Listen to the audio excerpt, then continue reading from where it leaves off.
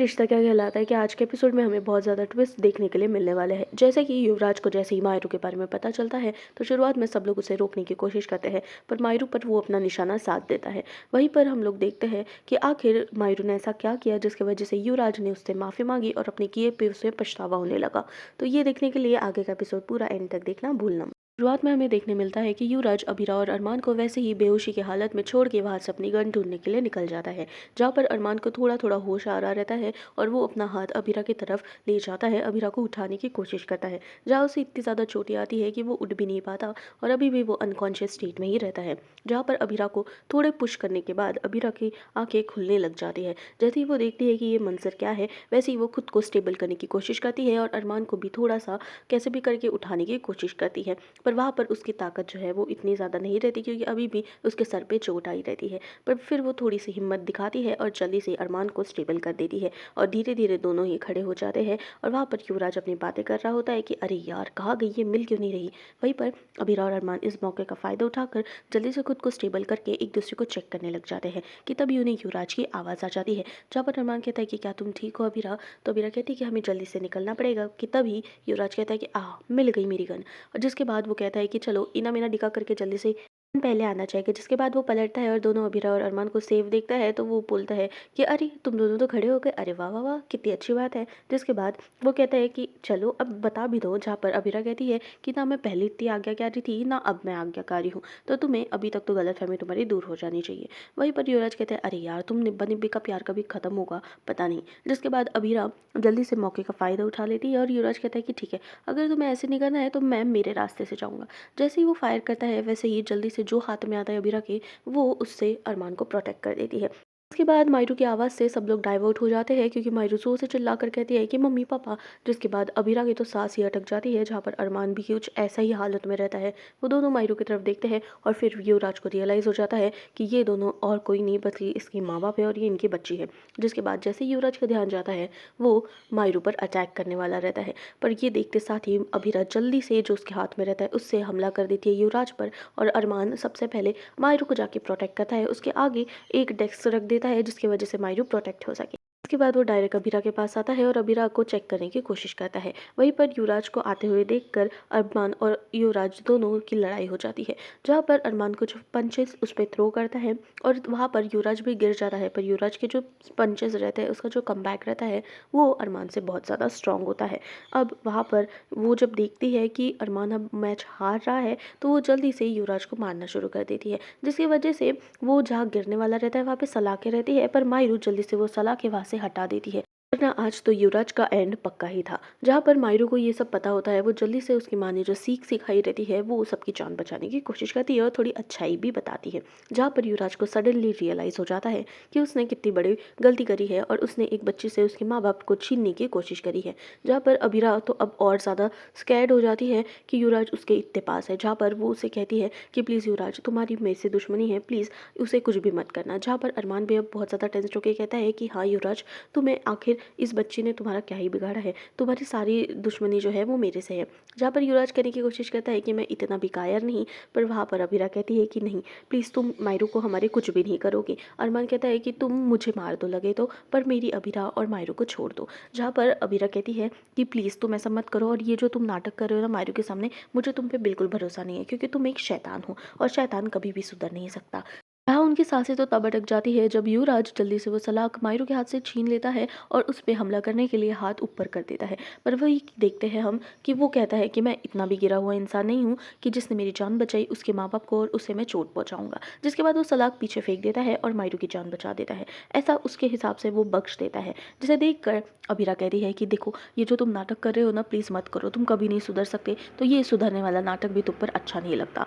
पर सुधरने का नाम सुनते साथ ही जो युवराज है वो कहता है कि हाँ अबीरा तुमने सही कहा, मैं कभी नहीं सुधर सकता। जिसके बाद वो मायरू के पैर में गिर के उससे माफ़ी मांगता है, जहाँ पर अबीरा और अरमान जल्दी से उनके पास चले जाते हैं तो युवराज हाथ जोड़कर माफ़ी मांगता है कि, और ये अबीरा से और मायरू से ये कहता है कि बेटा तुमने सही कहा था कि सच्चाई की हमेशा जीत होती है, चाहे कितना भी वक्त गुजर जाए पर बुराई हमेशा हार जाती है और इस बार भी रावण हार गया है, क्योंकि रावण ने जो भी गलत काम किए हैं उसकी उसे सज़ा मिल चुकी है। और मैं तुम्हारे माँ बाप को छीन कर इतना बड़ा पाप नहीं ले सकता मेरे सर पर, क्योंकि तुमने मेरी जान बचाई है और इतना तो मुझ में थोड़ा सा इंसानियत बचा ही है कि मैं तुम्हारे पापा को मम्मी को कुछ ना करूँ। तो मुझे माफ़ कर देना अभिरा, जो भी मैंने तुम्हारे लिए किया। और तुमने सही कहा कि मैं एक शैतान हूँ, मैं कभी नहीं सुधर सकता। हमेशा की तरह पुलिस लेट हो जाती है, पर फाइनली युवराज जो है वो जेल में बंद हो जाता है, जहाँ पर अबीरा की आंखों में आंसू रहते हैं और मायरू को वो चेक करने लग जाती है कि बेटू तुम्हारी वजह से आज पता है ना, मेरी तो सांस ही अटक गई थी। जहाँ पर अरमान भी कहते हैं कि हाँ बेटू, तुम्हें ये सब नहीं करना चाहिए। मायरू कहती है कि आपने जानबूझकर ये सब हिंट्स ड्रॉप किए थे ना, ताकि हम आप तक पहुंच सके। जहाँ पर अबीरा पछतावे में कहती है कि नहीं, मुझे ये सब नहीं करना चाहिए था, उसकी वजह से ही मेरी दोनों जानें जो है वो फंस चुकी थी। पर मायरू कहती है कि नहीं, ऐसा कुछ नहीं हुआ, देखो हम कितने स्ट्रांग है और आप लोगों ने स्ट्रांगली फाइट भी किया। जिसके बाद अरमान कहता है कि मैंने तुम्हें कहा था ना कि दादी के साथ रहना, पर नहीं, तुम तो यहाँ पर चली आई ज़बरदस्ती। जहाँ पर मायरू कहती है उफ़ो, ये सब बातें छोड़ो, बिल्ली फैमिली सेफ है। जिसके बाद एक फैमिली हग होता है और उसके बाद जल्दी से मायरू अपने जेब से वो ब्रेसलेट निकाल कर अबीरा को पहना देती है और कहती है कि देखो, हमारी फैमिली जो है ना वो अभी कभी भी अलग नहीं होगी, अभी तो हमारी फैमिली मिली है और देखो हम लोग सब सुरक्षित है। दूसरी तरफ पोद्दार हाउस में विद्या बहुत ज़्यादा टेंशन में होती है, क्योंकि अभी तक उनके बच्चों की कोई खबर नहीं आती है। साथ में वहाँ पर जो दिए रखे रहते हैं वो हवा से बुझ जाते हैं, जिसकी वजह से वो और ज़्यादा टेंशन में आ जाती है और वो दियों को बचाने की कोशिश करती है। जहाँ पर सारे ही मोहल्ले की लाइट गई रहती है और दादी साहब परेशान होती है कि आखिर दिवाली के दिन लाइट क्यों ही जाती है। जहाँ पर मनोज जी सबके फ़ोन ट्राई करते हैं, पर किसी का भी कुछ ट्रेस नहीं लगने की वजह से विद्या और ज़्यादा परेशान हो जाती है और कहती है कि प्लीज़ भगवान, आज के दिन हमारे बच्चों के साथ कुछ बुरा मत होने देना। कियारा भी उन दियों को बचाने की कोशिश करती है, उन्हें बुझने से बचाती है। वहीं पर एक धमाका हो जाता है, क्योंकि जिसमें भी फटाके रखे रहते हैं वो आप से फूटने लग जाते हैं, जिसे देखकर घर वाले ही सारे ही बहुत ज़्यादा डर जाते हैं और सब एक कोने में खड़े हो जाते हैं। वहीं पर अबीरा और अरमान की फाइनली एंट्री हो जाती है, जिसे देखकर दादी सा कहती है कि अरे देखो देखो देखो, बच्चे आ गए। बच्चों के आते साथ ही सारे घर वाले जो है वो बहुत ज़्यादा खुश हो जाते हैं। विद्या तो 2 मिनट के लिए शॉक हो जाती है कि फाइनली उनके दोनों बच्चे जो है वो सही सुरक्षित है और आ चुके हैं घर पे। जहाँ पर एंट्री पर राम जी का गाना बजता है कि राम जी फाइनली वनवास से आ गए थे, तभी दिवाली का शुरुआत हुआ था। जिसके बाद विद्या जल्दी से अपने बच्चों को गले लगा लेती है और कहती है कि तुम्हें पता भी है कि मैं कितनी ज़्यादा परेशान हो गई थी और मेरी तो जान अटक गई थी। जहाँ दादी साहब मायरू को गले लगा लेती है। विद्या कहती है कि अरे इतनी सारी चोटें अरमान कैसे ही आई, तो अरमान बताता है कि कोई नहीं, टेंशन लेने की ज़रूरत नहीं है, वैसे भी हम हॉस्पिटल से होके आए हैं तो सारी ये चोटें नॉर्मल है। जहाँ पर अभीरव बहुत ज़्यादा इमोशनल होकर मायरू और अबीरा को चेक करने लग जाता है। वो कहता है कि अरे मेरी तो जान ही जान में अटक गई थी और तुम्हें पता है कि मैं इतने सालों से अकेला हूँ, तो प्लीज़ ऐसी गलती दोबारा से मत करना, मैं अब फिर से अकेला बिल्कुल भी नहीं रहना चाहता। जिसके बाद मायरू और अबीरा दोनों कहती है कि अरे आपके लिए तो भाई हम वापस आए हैं, देखो हम आपको अकेला नहीं छोड़ सकते, इसलिए हम आपको परेशान करने के लिए वापस आ गए। जिसके बाद सारे ही माहौल बहुत खुशी का हो जाता है और फाइनली दादी से याद दिलाती है कि लक्ष्मी पूजा जो है वो भी बाकी है, तो चलो अंदर जाके सभी लक्ष्मी पूजा की तैयारी कर देते हैं। जिसके बाद अब हम देखते हैं कि सारे रेडी होने में लग जाते हैं, जहाँ पर अबीरा के हाथ अभी भी काँप रहे रहते हैं अपने मांग में सिंदूर भरने से। के हाथ अभी भी इसलिए काँप रहे रहते हैं क्योंकि युवराज ने जो कुछ भी किया वो सिनेरियो उसके दिमाग में घूम रहे रहते हैं। जब जहाँ सिंदूर लगाने से मुखरने पर जल्दी से अरमान आ जाता है और वो कहता है कि अबीरा, जो कुछ भी टलना था ना वो टल चुका है, देखो हम सब सेफ है। जहाँ पर अबीरा कहती है कि हाँ, इसी का तो मैं थैंक गॉड बोलती हूँ भगवान से और अभी तक बोलती आ रही हूँ। जहाँ पर अरमान उससे बताता है कि देखो सारी मुसीबत अब टल चुकी है और युवराज वापस से नहीं आने वाला और अब हमें हमारी ज़िंदगी की नई शुरुआत कर लेनी चाहिए, तो तुम्हें ये फालतू की टेंशन लेने की कोई भी ज़रूरत नहीं है। जिसके बाद वो खुद से ही अपने हाथ से अबीरा की मांग भर देता है और कहता है कि अभी हमारी फैमिली को हैप्पी बिल्ली फैमिली की तरह ही रहना चाहिए, तो तुम्हें ये आंसू जो है वो बहाना नहीं चाहिए। वैसे भी मैं देख रहा हूँ कि तुम फिजूल के खर्चे कुछ ज़्यादा ही कर रही हो और वैसे भी ये फिजूल के खर्चे ना मुझे नहीं पसंद, क्योंकि ये मोती जैसे जो तुम्हारे आंसू हैं वो बहुत ज़्यादा कीमती है और मैं इतने फिजूल के खर्च तो नहीं करना चाहता। और तुम्हें पता है अभी तो तुम मुझे ऑफिस भी जब भेजोगी ना, तब भी तुम्हें बहुत मार मार के भेजना पड़ेगा। हाँ हाँ, ये एक्सप्रेशन तो बहुत ज़्यादा सुपर्ब है, ऐसा ही एक्सप्रेशन रहना चाहिए, क्योंकि अब हमारी फैमिली इतनी ज़्यादा क्लोज हो चुकी है ना कि तुम तो मुझसे क्या, मैं भी तुमसे दूर नहीं हो सकता। जहाँ पर कुछ रूल्स फाइनली अभी रख देती है, जिसके बाद वो कबर्ड का डोर ओपन करती है, वहाँ पर एक पेज लगाती है और पेज पर कुछ रूल्स जो है वो लिखना शुरुआत कर देती है। जहाँ पर फर्स्ट रूल में अबीरा लिखती है 10 मिनट्स इज़ अस टाइम। जहाँ पर अरमान गलत समझ लेता है और कहता है कि यूएस टाइम ये क्या होता है, 10 मिनट यूएस के टाइम से चलेंगे क्या हम। पर अबीरा उसे समझाती है कि नहीं बुद्धू, ये है अस टाइम, मतलब हमारा टाइम, जिसमें हम फैमिली प्रॉब्लम्स या मायरू या किसी के भी बारे में बात नहीं करेंगे, बस वो 10 मिनट में हम हमारे रिश्ते की बात करेंगे। जिसके बाद अरमान सेकेंड रूल लिखता है कि गुस्सा इक्वल्स टू किस। अगर किसी को भी गुस्सा आएगा तो उसके अपोजिट पार्टनर को उसे किस करके शांत करना पड़ेगा और जो गुस्सा है उसे माफ़ भी कर देना पड़ेगा। जिसके बाद अब वो बहुत ज़्यादा खुश हो जाता है और कहता है कि अरे यार अभी पता नहीं क्यों मुझे गुस्सा आ रहा है सडनली, लगता है, अरे देख क्या रही हो, मुझे किस करो ना। हाँ, मिस्टर रोमियो कह के वो उसे धक्का दे देती है और अपना थर्ड रूल वहाँ पर लिख देती है। थर्ड रूल के अकॉर्डिंग 1 मील उन्हें साथ में ही लेना चाहिए, दिन का एक ही मील, जहाँ पर वो अपने हाथों से अबीरा को खिलाएगा। जहाँ पर विद प्लेजर अरमान वो सब एक्सेप्ट कर लेता है कि तुम उसकी टेंशन मत लो, ये तो मेरा प्लेजर रहेगा।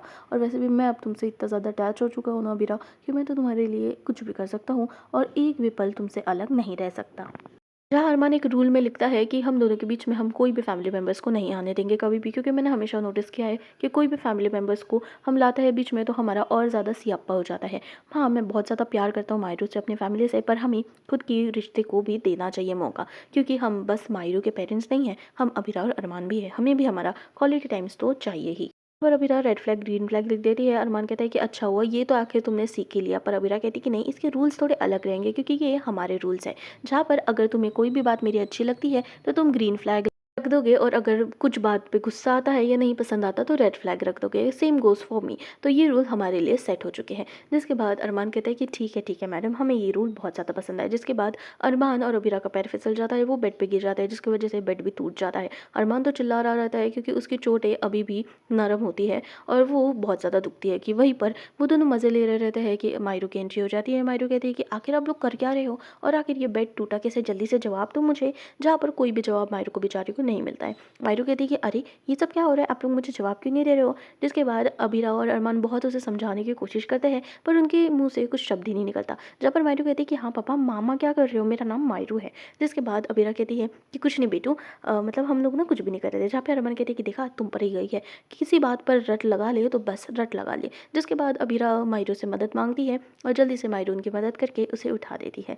जिसके बाद मायरू फिर से क्वेश्चन करने लग जाती है कि अरे ये कवर्ड पर KISS करके क्या लिखा है। जिसके बाद दोनों भी बहुत ज़्यादा शॉक हो जाते हैं, क्योंकि उन्हें फन और अबीरा तो अरमान को धक्का भी दे देती कि अरे यार, तुम्हें मैंने कितने बार कहा है कि डोर लॉक रखा करो। और वो सब छोड़ो, अभी तो फिलहाल ये जो है ना, जो हमने कवर्ड ओपन करके रखा है उसे बंद कर दो। जिसके बाद मायरू को वो लोग समझाते कि KISS का मतलब बेटा, किस बच्चे को दिवाली के पटाखे फोड़ने हैं, किस बच्चे को मिठाई खानी है। ऐसे ऐसे करके वो बातों में उसे फुसलाने की कोशिश करते हैं। पर मायरू के सवाल अब भी ख़त्म नहीं होते। जिसके बाद वो कहती है कि पता है, आप लोगों ना बहुत ज़्यादा वियर्ड कभी कभी हरकतें कर देते हो। जहाँ पर अरमान और अबीरा दोनों कहते हैं कि अरे यार, इसे ना अगली बार से हम आने नहीं देंगे, अगली बार से हम डोर बराबर लॉक करके रखेंगे, वरना ये बिल्ली हमेशा ऐसे ही करेगी। अब हम अगले दिन के प्रोमो में देखने वाले हैं कि अबीरा अच्छे से रेडी हो जाती है, जहाँ पर आरती का थाल और कुछ सामान लेकर वो आती है। तो दादी से कहती है कि अरमान को तुम्हारे खुले बाल ज़्यादा पसंद है। पर अबीरा मना कर देती है कि इतना भारी एक तो लहंगा पहना है मैंने, और अगर उसमें भी मैंने बाल खुले रखे तो मैं संभाल नहीं पाऊंगी। जहाँ पर दादी साहब उसे टॉन्ट मारती है कि बेटा, रिश्ते में ना ऐसे सब सेक्रीफाइसेस तो करने ही पड़ते हैं, क्योंकि तभी जाके रिश्ता चल जाता है। जिसके बाद अबीरा को ये बातें बहुत ज़्यादा वियर्ड लगती है, क्योंकि दादी साहब अचानक से बहुत अजीब तरह से रिएक्ट करने लग जाती हैं। जहाँ अबीरा और अरमान की मस्ती शुरू होती है। अबीरा नहीं नहीं कहती है, पर अरमान ज़बरदस्ती उसे रंग लगाने की और उसके साथ खेलने की कोशिश करता है। दादी साहब वहाँ पर भी टोकने के लिए आ जाती है और कहती है कि अरमान, अबीरा जब नहीं कह रही है ना, तो तुम्हें उसकी बात मान लेनी चाहिए, क्योंकि यही छोटी छोटी बातें होती है जो रिश्ते को एंड कर देती है और रिश्ते में फिर से दरार ला देती है। जिसके बाद एक एक करके वहाँ के सारे घर के सदस्य जो है वहाँ से चले जाते हैं, और अरमान और अबीरा को हम बात करते हुए देखते हैं। जहाँ अरमान डायरेक्टली कहता है कि आज दादी साहब को हो क्या गया है, शुरुआत से ही वो ऐसी बातें क्यों कर रही है। जहाँ पर अरमान की बातें सुनकर अबीरा कहती है कि शायद दादी साहब को इस बार भी ऐसा ही लगता है कि हमारा रिश्ता जो है वो ज़्यादा दिन तक नहीं टिकेगा और टूट जाएगा, हम शायद अलग हो जाएंगे। तो दोस्तों, ये एपिसोड यही खत्म होता है। अगर आपको अच्छा लगा तो मेरे चैनल को सब्सक्राइब करना भूलना मत।